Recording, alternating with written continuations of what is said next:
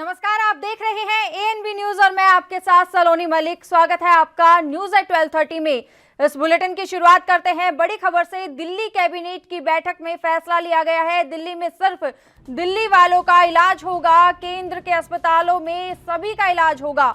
लगातार कोरोना मरीजों के आंकड़े बढ़ रहे हैं। सीएम केजरीवाल की ओर से कहा गया है। इसी के साथ ही मॉल, धार्मिक स्थल खोले जाएंगे। सीएम अरविंद केजरीवाल ने कहा है और बुजुर्ग घरों से बाहर ना निकले, ये भी हिदायतें दी गई है, अपील की गई है। इस वक्त की बड़ी खबर आपको बता रहे हैं। लगातार कोरोना वायरस का कहर जारी है। ऐसे में 2 लाख कोई आंकड़ा पार कर गया है। वहीं इसी के चलते अब दिल्ली के सीएम अरविंद केजरीवाल ने बड़ा फैसला लिया है। दिल्ली सरकार ने बड़ा फैसला लिया है कि अब दिल्ली में दिल्ली सरकार और प्राइवेट अस्पतालों में केवल दिल्ली के निवासियों का इलाज होगा, जबकि दिल्ली में स्थित केंद्र सरकार के अस्पतालों में सभी का इलाज होगा। कोरोना के बढ़ते मामलों के मद्देनजर दिल्ली कैबिनेट ने यह फैसला लिया है। इसी के साथ ही दिल्ली से बाहर के सभी लोगों के लिए बॉर्डर भी खोल दिए जाएंगे, ये भी कहा गया है। इस वक्त की बड़ी खबर आपको बता रहे हैं राजधानी दिल्ली से, जहां दिल्ली कैबिनेट की बैठक में अहम फैसला लिया गया है। राजधानी में सिर्फ दिल्ली वालों का इलाज होगा। इसी के साथ ही केंद्र के अस्पतालों में सभी का इलाज होगा। सुधीर सलूजा हमारे साथ फोन लाइन पर जुड़ चुके हैं। सुधीर सलूजा, आपसे जानना चाहेंगे, दिल्ली कैबिनेट का ये बड़ा फैसला सामने आया है कि दिल्ली में सिर्फ दिल्ली वालों का इलाज होगा, क्या जानकारी मिल पा रही है? ये कोरोना के बढ़ते मामलों को देख दिल्ली कैबिनेट ने यह फैसला लिया है कि दिल्ली सरकार के पास जो 10,000 बेड्स है उसमें केवल दिल्ली वालों के लिए ही रिजर्व रहेंगे और दिल्ली वालों का ही इलाज होगा। जहां केंद्र सरकार के पास जो अस्पताल है उनमें 10,000 बेड उनमें भी हैं और वह सभी के लिए खुले रहेंगे।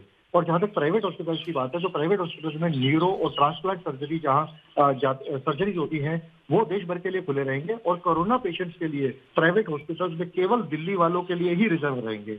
उन्होंने कहा कि हमने अभी जब जनता से सुझाव मांगे थे तो 7.5 लाख लोगों के सुझाव आए, उसमें से 90% लोगों ने कहा कि जब तक कोरोना है तो दिल्ली के अस्पताल केवल दिल्ली वालों के लिए ही रिजर्व रहने चाहिए। हमने 5 डॉक्टर्स की एक कमेटी बनाई जिन्होंने विचार करके अपनी रिपोर्ट दी। उन्होंने कहा कि 1 जून के अंत तक 15,000 बेड की आवश्यकता पड़ सकती है।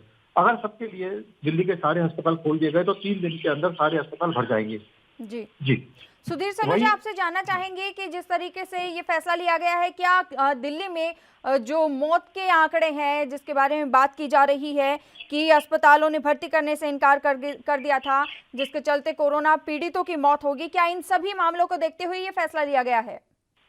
जी बिल्कुल। अगर आप पिछले 24 घंटे में दिल्ली में 1320 कोरोना संक्रमित के नए केस आए हैं और 27,000 से ज्यादा आंकड़ा पहुंच चुका है और 761 लोगों की अब तक मौत हो चुकी है। और कल से जो है दिल्ली के बॉर्डर भी खुलने जा रहे हैं। कल से रेस्टोरेंट, मॉल्स, धार्मिक स्थल सभी खुलने जा रहे हैं। और अभी हालांकि होटल और बैंक्वेट हॉल्स को अभी नहीं खोला जा रहा है क्योंकि हो सकता है कि इनकी आवश्यकता आगे पड़े, जो कोरोना के मरीजों को यहाँ पे रखना पड़े। लेकिन जहां तक जो दिल्ली के जो लगातार मरीज बढ़ रहे हैं और जो कमेटी ने ये सुझाव दिया है कि 15,000 बेड की आगे आवश्यकता पड़ सकती है, तो उसको देखते हुए यह फैसला लिया गया है कि दिल्ली सरकार के अस्पताल केवल दिल्ली वालों के लिए रिजर्व किए जाए और केंद्र सरकार के अस्पतालों को जो है वो सभी के लिए खोला जाए, क्योंकि उसमें बाहर के लोग भी काफी लोग इलाज करवाने आते हैं और उन्हें भी नहीं रोका जा सकता। और बहुत से ऐसे जो इलाज है जहाँ इमरजेंसी होती है तो उनको नहीं रोका जा सकता। लेकिन सुधीर सलूजा, यहाँ पर ये सुनिश्चित कैसे हो पाएगा कि बाहर से जो लोग आ रहे हैं उनका इलाज केंद्र के अस्पतालों में ही होगा? जी देखिए, जो दिल्ली सरकार के जो अस्पताल है और जो प्राइवेट हॉस्पिटल जो कोरोना को डेडिकेटेड हॉस्पिटल्स हैं वहां पे दिल्ली सरकार ने अपने नोडल अधिकारी नियुक्त कर दिए हैं और कल से वो नोडल अधिकारी वहां बैठेंगे और वो देखेंगे आधार कार्ड और आईडी वगैरह चेक करेंगे कि ये दिल्ली का रेजिडेंट है तो उसको दिल्ली सरकार के अस्पताल में ही दाखिला दिया जाएगा। और जो प्राइवेट हॉस्पिटल जो कोरोना के लिए स्पेशल डेडिकेटेड है उनमें केवल दिल्ली वालों के लिए ही ये सुविधा होगी। तो ये नोडल अधिकारी तय करेगा कि किसको कहाँ जो है एडमिशन करना है। सुधीर सलूजा, आपसे जानना चाहेंगे, जिस तरीके से कहा गया है कि दिल्ली के बॉर्डर्स जो हैं वो खोल दिए जाएंगे, तो ऐसे में क्या कागजात जरूरी होंगे, किन किन की एंट्री हो पाएगी? नहीं, जब दिल्ली के बॉर्डर खोल दिए जाएंगे तो दिल्ली की तरफ से कोई कागजात की आवश्यकता नहीं होगी, वो सभी के लिए खुल रहे हैं। कोई भी आ सकता है, कोई भी जा सकता है। लेकिन हाँ, हॉस्पिटल में जब एडमिट करना होगा तो वहां पे आईडी प्रूफ जरूरी नोडल अधिकारी को दिखाना होगा ताकि वो तय करेगा कि इनको किस अस्पताल में भेजना है।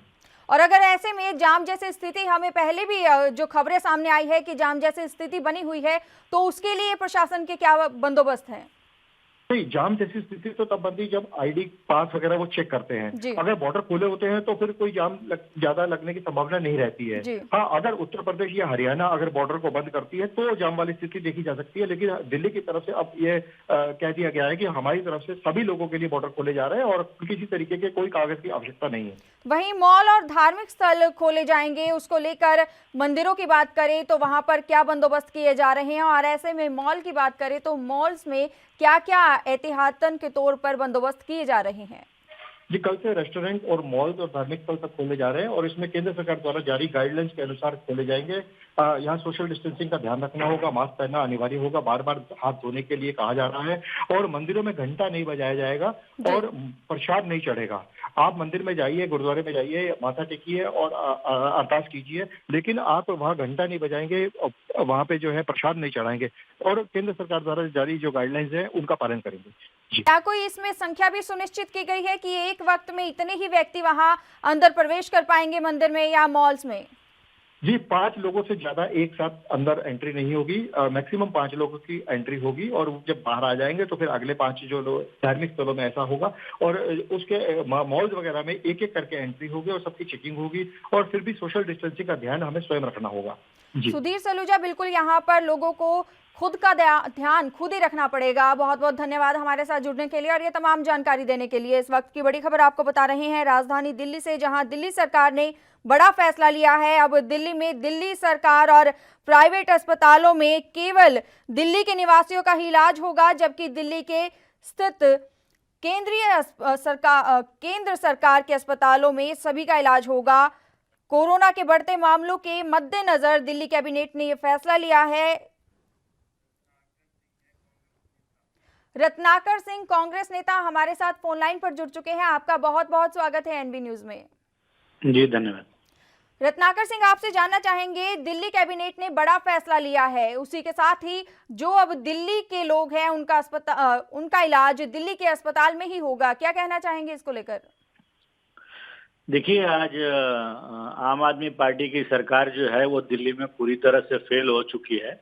जी। वहाँ पे लोगों को जो इलाज के लिए हॉस्पिटल्स में बेड खोज रहे हैं वो बेड तक नहीं मिल पा रहा है।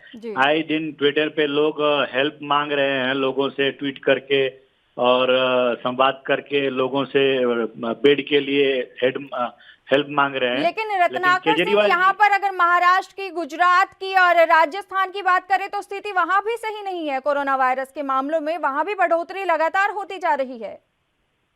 लेकिन सबसे वर्स्ट कंडीशन जो है आज के डेट में दिल्ली में ही है, क्योंकि आए सर मुंबई को आप भूल गए शायद। जी, मुंबई को नहीं भूले हैं हम लोग, मुंबई को हम लोग अपना कर रहे हैं और दिन पर दिन आप देखती रहेंगी कि यहाँ पे स्थितियां बेहतर होती जा रही हैं। ठीक है, आप यहाँ पे अगर देखेंगे स्थितियां बेहतर होती जा रही है, जबकि दिल्ली में अगर एक आदमी को बेड चाहिए तो कम से कम 10 हॉस्पिटल में घूमता है, वो उसको बेड नहीं मिलता है। और सरकार, आम आदमी पार्टी जो है अपनी नाकामियों को छुपाने के लिए सिर्फ ये नियम लागू कर दिया है कि बाहरी लोगों को का इलाज इसमें नहीं किया जाएगा दिल्ली के अस्पतालों में। वो व्यवस्थाएं पहले तो सुदृढ़ करें, जितनी व्यवस्थाएं हैं उस व्यवस्थाओं को सुदृढ़ करें। लोगों को जो दिल्ली में रह रहे हैं उनको दर दर भटकना ना पड़े, वो भी ये देखें। और जो भी लाचार लोग हैं अगर बाहर से कहीं आते हैं तो उनकी भी लाचारगी को समझने का काम दिल्ली सरकार करे। लेकिन ऐसे में ये भी तो कहा गया है कि केंद्र के अस्पतालों में सभी का इलाज होगा। केंद्र के अस्पतालों में सभी का इलाज होगा, प्राइवेट हॉस्पिटल्स में है उसमें भी आम आदमी पार्टी को इस तरह का निर्णय लेना चाहिए कि जो भी जरूरतमंद लोग हैं उन जरूरतमंद लोगों का इलाज पूरी तरह से वहां पे हो, ताकि लोग कहीं अब लाचारगी ना महसूस करें। कोई रास्ते में मर रहा है, कहीं पे कोई तकलीफ में है तो उस तकलीफ को समझने की कोशिश किया जाए मानवता के नाम पे ही, लेकिन उसको एडमिट करके उसका इलाज शुरू किया जाए। वहीं इस तरह का नियम लगाना ये ठीक नहीं है। इसी के साथ ही ये भी बयान आया है कि दिल्ली के सभी बॉर्डर खोल दिए जाएंगे, इसको लेकर क्या कहना चाहेंगे? नहीं, ये तो देखिए जो भी स्ट्रेटेजी है अनलॉक की, उसको लेके एहतियात के तौर पे चीजें सब धीरे धीरे स्मूथ करना ही पड़ेगा और लोगों को भी ये समझना पड़ेगा कि हम जो है खुद इस कोरोना महामारी से किस तरह से अपने आप को बचा के रखेंगे और चीजों को लेके चलेंगे, ये लोगों को भी समझना होगा और एहतियात के तौर पे पूरी स्ट्रेटेजी के साथ चीजों को फिर से स्मूथ करना पड़ेगा जी। ये हर राज्य करेगी, आज नहीं तो कल। जी रत्नाकर सिंह, बिल्कुल आप सही कह रहे हैं कि लोगों को यहाँ पर समझना पड़ेगा, जो केंद्र की ओर से गाइडलाइन जारी की गई है उनका पालन करना पड़ेगा। बहुत बहुत धन्यवाद हमारे साथ जुड़ने के लिए और ये तमाम जानकारी देने के लिए।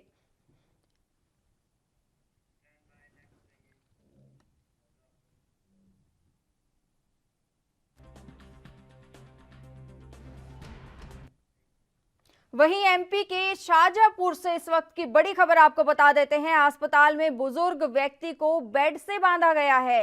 अस्पताल में इलाज की फीस भरने में असमर्थ है, इसलिए उसको बेड से बांध दिया गया है। अस्पताल में इलाज हो चुका है। मामले की जांच में पुलिस जुट गई है। इस वक्त की बड़ी खबर आपको बता रहे हैं एमपी के शाजापुर से, जहां अस्पताल में बुजुर्ग व्यक्ति को बेड से बांधा गया है। अस्पताल में इलाज की फीस नहीं भरने की वजह से वो असमर्थ था, जिसके चलते अस्पताल ने बुजुर्ग को बेड से बांध दिया और अस्पताल में ही उसका इलाज हो चुका है। मामले की जांच में फिलहाल जुट गई है।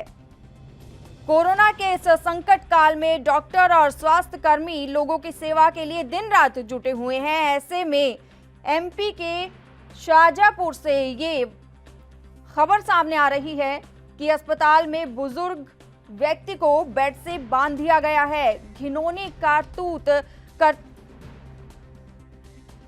गणेश तिवारी संवाददाता हमारे साथ फोन लाइन पर जुड़ चुके हैं। गणेश तिवारी, आपसे जानना चाहेंगे, एमपी के शाजापुर में अस्पताल में एक बुजुर्ग को बेड से बांध दिया गया है। ये घिनौनी करतूत सामने आ रही है, क्या जानकारी मिल पा रही है? जी जी बिल्कुल, मैं बताना चाहूंगा, शाजापुर मध्य प्रदेश के शाजापुर में बेहद ही निंदनीय घटना सामने आई है, जिसमें एक बुजुर्ग को, जिनका नाम लक्ष्मी नारायण है, उन्हें बेड से बांध कर रखा गया है। वीडियो संज्ञान में आने के बाद लोगों को और प्रशासन और शासन तक वीडियो पहुंचने के बाद उस पर कार्रवाई के आदेश दिए गए हैं।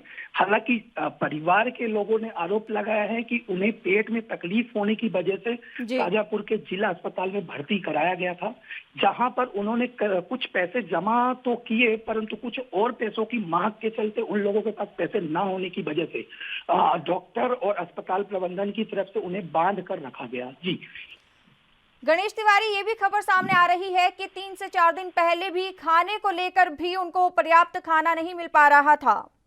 जी जी बिल्कुल, वहाँ पे जो वीडियो सामने आने के बाद कई लोगों ने, जो प्रत्यक्ष लोग हैं, उन्होंने भी बताया है कि अस्पताल प्रबंधन की तरफ से पहले भी उन्हें कई प्रताड़ित किया गया है। साथ ही इस बात को भी सिद्ध और प्रूफ किया है कि जो पैसे ना देने की वजह से ही उन्हें बांधा भी गया है। ये वहाँ पे परिवार के जनों ने आरोप तो लगाया ही लगाया है, साथ में वहाँ पे मौजूद जो प्रत्यक्षदर्शी थे उन्होंने भी ये आरोप लगाया है।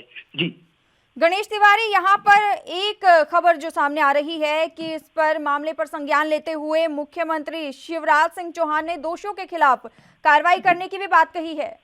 जी जी बिल्कुल, मामला वीडियो संज्ञान में आने के बाद, सोशल मीडिया पे वायरल होने के बाद मुख्यमंत्री शिवराज सिंह तक वीडियो और ये जानकारी पहुंचने के बाद शिवराज सिंह ने तत्काल इस पे आदेश दिया है और दोषियों के खिलाफ सख्त कार्रवाई के आदेश भी दिए हैं। मामला अभी संज्ञानाधीन है, विचाराधीन है, जिसपे अभी तमाम जो साक्ष्य हैं वो इकट्ठे किए जा रहे हैं। इसके बावजूद शिवराज सिंह ने साफ साफ आदेश दिए हैं कि जो भी दोषी हैं, अस्पताल प्रबंधन की तरफ से जो भी ऐसा कृत्य किया गया है, एक वरिष्ठ नागरिक के साथ किया गया है, उसके खिलाफ सख्त से सख्त कार्रवाई की जाएगी। जी गणेश तिवारी, बहुत बहुत धन्यवाद हमारे साथ जुड़ने के लिए और ये तमाम जानकारी देने के लिए। इस वक्त की बड़ी खबर आपको बता रहे हैं, कोरोना के इस संकट काल में डॉक्टर और स्वास्थ्य कर्मी लोगों की सेवाओं के लिए दिन रात जुटे हुए हैं। ऐसे में देश भर में स्वास्थ्य से जुड़े लाखों लोग जी जान से काम कर रहे हैं, लेकिन इसी दौरान कुछ जगहों से चौंकाने वाली खबरें सामने आ रही है। ऐसा ही एक मामला मध्य प्रदेश से सामने आया है, जहां शाजापुर के एक अस्पताल में मरीज को बेड से बांधा गया है। एक बुजुर्ग को बेड से बांधा गया है सिर्फ और सिर्फ इसलिए क्योंकि वो बिल चुकाने में असमर्थ था। वहीं आपको बता दें कि इस मामले में संज्ञान लेते हुए मुख्यमंत्री शिवराज सिंह चौहान ने दोषियों के खिलाफ कार्रवाई करने की बात कही है। मध्य प्रदेश के पूर्व मुख्यमंत्री कमलनाथ ने कहा है कि सरकार इस घटना पर सख्त कदम उठाए।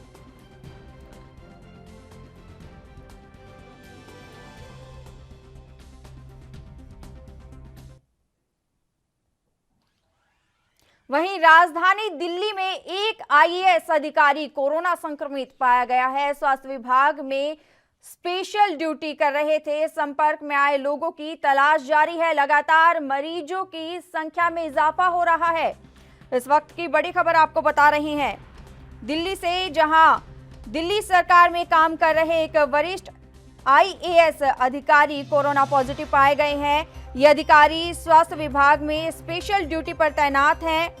साथ ही दिल्ली डिजास्टर मैनेजमेंट अथॉरिटी और Delhi urban shelter improvement board के सीईओ के तौर पर भी काम कर रहे थे। फिलहाल अधिकारी के कांटेक्ट की तलाश की जा रही है।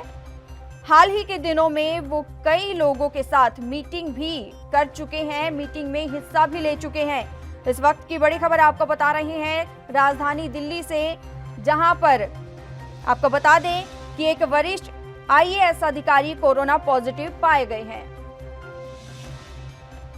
राजीव तिवारी संवाददाता हमारे साथ फोन लाइन पर जुड़ चुके हैं। राजीव तिवारी, आपसे जानना चाहेंगे कि वरिष्ठ आईएएस अधिकारी कोरोना पॉजिटिव पाए गए हैं, क्या जानकारी निकल के आ पा रही है? जी बिल्कुल, बता दें दिल्ली के अंदर एक आईएएस अधिकारी जो है वो कोरोना पॉजिटिव की उनकी पुष्टि हुई है। तो कहीं ना कहीं ये जरूर है, और वो स्वास्थ्य विभाग के अंदर कार्य कर रहे थे, मगर कहीं ना कहीं ये जरूर है जिस तरीके से अधिकारी ही अब कोरोना पॉजिटिव होता चले जा रहा है, तो कहीं ना कहीं दिक्कत है बहुत ज्यादा दिल्ली सरकार के लिए भी और केंद्र सरकार के लिए भी, क्योंकि दिल्ली पुलिस जो है वो केंद्र सरकार के अंडर में आती है और दिल्ली सरकार उसका इलाज कर रही है अस्पतालों के द्वारा। मगर कहीं ना कहीं जिस तरीके से आईएएस अधिकारी वो भी इतने बड़े लेवल पर वो भी इससे कोरोना पॉजिटिव होते हैं, तो कहीं ना कहीं दिल्ली की स्थिति बहुत ज्यादा गंभीर हो चुकी है। कोरोना पेशेंटों की जो गिनती है वो लगातार बढ़ती चली जा रही है। मगर कहीं ना कहीं अब जब कल से मार्केट वगैरह सब चीज खुल जाएंगी, तो कहीं ना कहीं ये जरूर है और ज्यादा तेजी से गिनती बढ़ सकती है। मगर अभी इसकी जानकारी पूरी तरीके से पूरी पुष्टि नहीं हो पाई है। मगर हाँ, ये जरूरी है कि कोरोना पॉजिटिव आए हैं आईएएस अधिकारी, मगर देखना होगा कि अब इनकी किस तरीके से इलाज किया जाएगा और किस तरीके से इनके संपर्क में देखा जाएगा कितने लोग और हैं, या फिर क्या है कितने पुलिस जवान के जो जवान हैं। राजीव तिवारी, ये जानकारी भी निकल के आ पा रही है कि कई लोगों के साथ ये मीटिंग में हिस्सा भी ले चुके हैं। जी बिल्कुल सही कहा। देखिए वही बात आती है कि देखिए आईएएस अधिकारी समय समय पर रहते हुए एक मीटिंग वगैरह करते रहते हैं, तो कहीं ना कहीं ये देखना होगा इनके द्वारा जो मीटिंगें की गई थी या फिर जो ड्यूटियां जो लोगों को दी गई थी वो किस तरीके से होगी। मगर हाँ, ये जरूर है जो इनके संपर्क में जितने भी अधिकारी या फिर पुलिस जवान या फिर और लोग जो आए हैं उनकी भी जांच की जाएगी कि किस तरीके से वो कहीं वो उनमें से कोई कोरोना पॉजिटिव तो नहीं है, या फिर क्वारंटाइन के लिए उनको भेजा जाएगा, या फिर देखना होगा किस तरीके की आगे की प्रक्रिया होगी। मगर कहीं ना कहीं ये जरूर है आईएएस अधिकारी जब इस तरीके की कोरोना पॉजिटिव हो रहे हैं, तो कहीं ना कहीं सरकार के लिए चिंता की बात जरूर है। जी बिल्कुल राजीव तिवारी, ये बहुत बड़ी चिंता का विषय यहाँ पर बना हुआ है। जिस तरीके से बार बार जो पुलिस अधिकारी है, कोरोना वॉरियर्स हैं, वो कोरोना की चपेट में आ रहे हैं, ऐसे में एहतियात क्या बरते नहीं जा रहे हैं?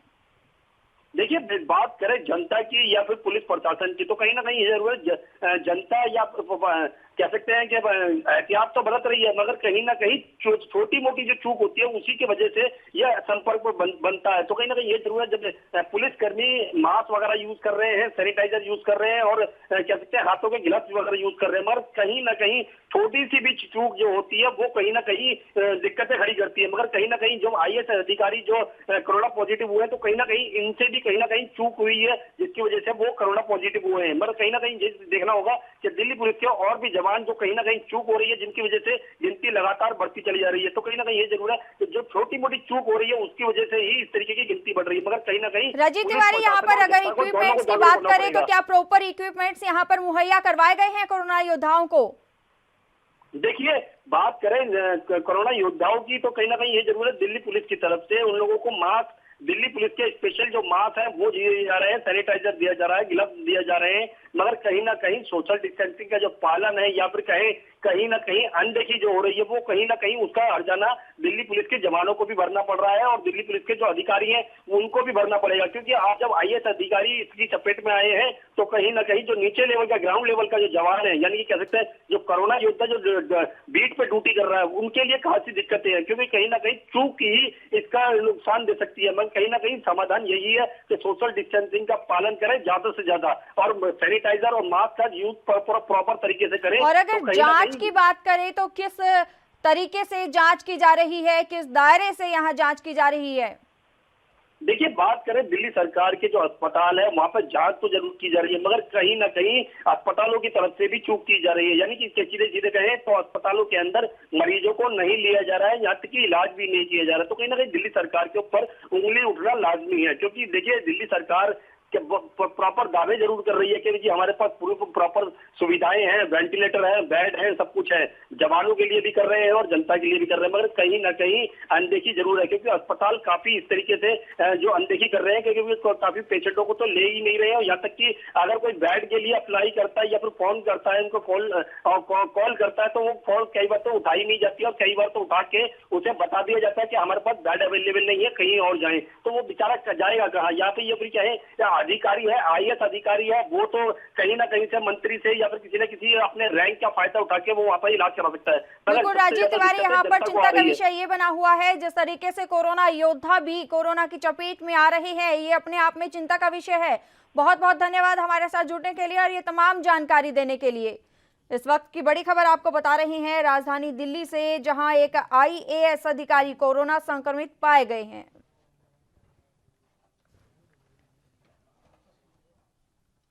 वहीं देश के कई राज्यों में मौसम सुहावना हुआ। दिल्ली एनसीआर के कई इलाकों में जोरदार बारिश हुई। पंजाब उत्तराखंड के कुछ इलाकों में बारिश हो रही है। झमाझम बारिश के साथ तापमान में गिरावट देखी गई है। 15 जून तक लू से राहत मिलेगी। इस वक्त की बड़ी खबर आपको बता रहे हैं, देश के कई राज्यों में मौसम सुहावना हो गया है। झमाझम बारिश हो रही है। आपको बता दें कि दिल्ली एनसीआर के कई इलाकों में जोरदार बारिश हुई।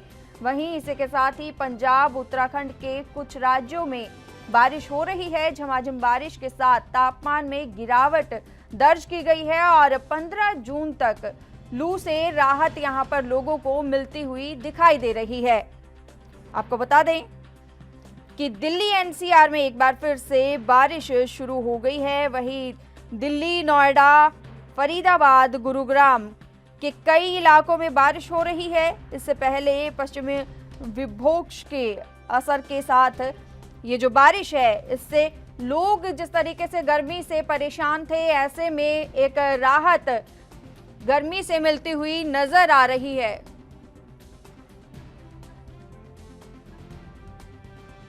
राजकुमार पाल उत्तराखंड से संवाददाता हमारे साथ फोन लाइन पर जुड़ चुके हैं। राजकुमार पाल, आपसे जानना चाहेंगे, यहाँ लगातार अगर बारिश की बात करें तो झमाझम बारिश हो रही है और लोगों को गर्मी से राहत मिल रही है, ऐसे में जनता का क्या रिएक्शन सामने आ रहा है? जी, बताना चाहूंगा कि आज सुबह ही मसूरी और देहरादून में भी रिमझिम बारिश शुरू हो गई है। इससे तापमान में गिरावट आई है और वहीं प्रदेश के विभिन्न स्थानों पर भी बारिश का दौर बना हुआ है। बात करें चमोली की और गोपेश्वर की तो तेज हवा और बारिश के साथ जनजीवन बहुत प्रभावित हुआ है। जी राजकुमार पाल, आपसे जानना चाहेंगे मौसम विभाग की ओर से क्या जानकारी मिल पा रही है? जी, आपको बता दें कि मौसम विभाग से अभी जानकारी के अनुसार 10 जून तक पर्वतीय क्षेत्रों में बारिश का सिलसिला जारी रहेगा और जबकि मैदानी इलाकों में भी आंशिक बादल छाए रह सकते हैं। जी राजकुमार पाल, एक और बात आपसे जानना चाहते हैं, अगर बारिश ज्यादा हुई तो ऐसे में प्रशासन की ओर से क्या इंतजाम किए गए हैं? जी, फिलहाल प्रशासन की तरफ से पूरे कड़े इंतजाम किए गए हैं। वहीं मौसम विभाग के अलर्ट को देखते हुए सभी राहत टीम जुटी हुई है और आने वाले समय में और अच्छी तरह से काम कर सकेंगे। जी राजकुमार पाल, बहुत बहुत धन्यवाद हमारे साथ जुड़ने के लिए और ये तमाम जानकारी देने के लिए। इस वक्त की बड़ी खबर आपको बता रहे हैं, देश के कई राज्यों में मौसम सुहावना हो गया है। दिल्ली एनसीआर के कई इलाकों में जोरदार बारिश हुई है। पंजाब उत्तराखंड के कुछ इलाकों में बारिश हो रही है। वहीं झमाझम बारिश के साथ तापमान में गिरावट नजर आई है और आपको बता दें कि 15 जून तक लू से राहत मिलने की यहां संभावनाएं हैं।